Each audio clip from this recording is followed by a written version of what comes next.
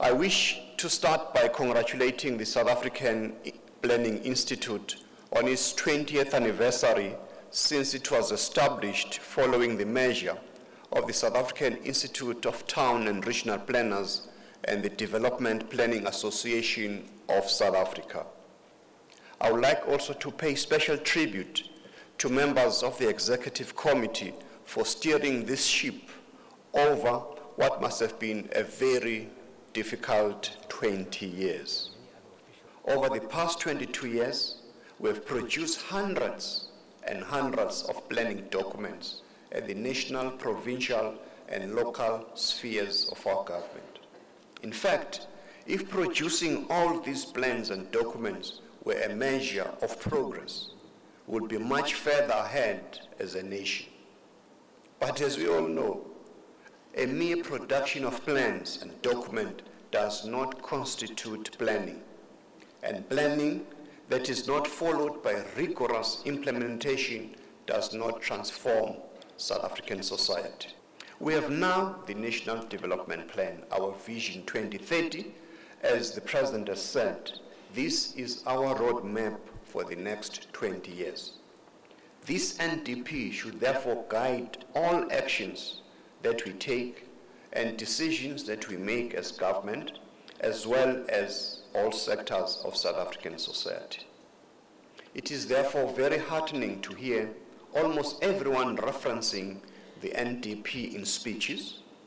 However, as planners, you should know, you have a duty to ensure that departments and all other institutions do not simply pay lip service to the NDP.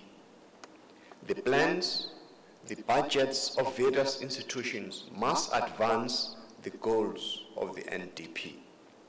This, by implication, means that planners yourselves have to have a very deep understanding of the NDP.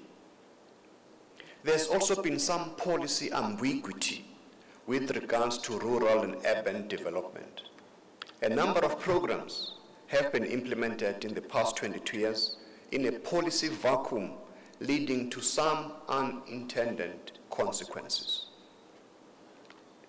Let me now turn to what we are going to address, how we're going to address these issues. Government is beginning to implement the recently promulgated Spatial Planning and Land Use Management Act, this SPLOMA, as I've said. The fact that we have this law in place is a major achievement which we must celebrate and also to support. It is by no means perfect, and like all others, it will be amended as we go along, drawing on lessons from practice. The matter of aligning, as the program director alluded in his opening remarks, the assignment of functions with regards to planning with our institutional makeup is also receiving our attention. In discussions between myself and the Ministers of Rural Development and Land Reform and Cooperative Governance and Traditional Affairs, we have agreed that the planning functions must be relocated.